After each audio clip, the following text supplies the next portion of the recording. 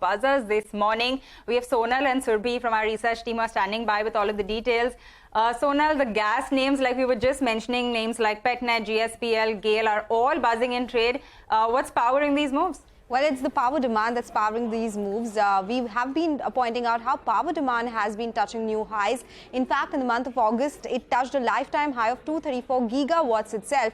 And now, usually, it's based via coal, but the demand for gas-based generation is also touching new highs and seeing an increase on a month-on-month basis. Now, gas-based power consumption and generation has seen a surge. Now, gas-based power came in at 3,552.32 million units, which compares with around 2,200 million units that we saw in the month of July. But of course, there's a base effect here as well. But there's been a 58% increase on a month-on-month basis if we look at gas-based power generation in the month of August. Now, the targeted gas power generation in the month of August was 2,566 million units, and it has been higher versus that figure at 3,500 million units, as I mentioned earlier.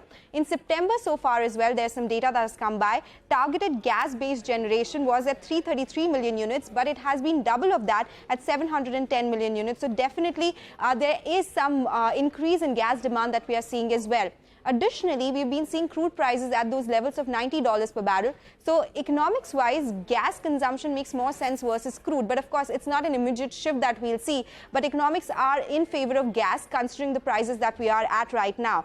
For Petronet LNG, of course, it's the biggest importer of LNG and sets up LNG terminals, which is then transmitted to the power plants, so it tends to benefit them, will lead to high utilization at the Dahej port as well. For GAIL and GSPL, they are gas transmission players, which would mean higher volumes if these gas power plants are asking for more gas for power generation. So that's something which is a sentiment positive and aiding the moves that we are seeing in these stocks as well.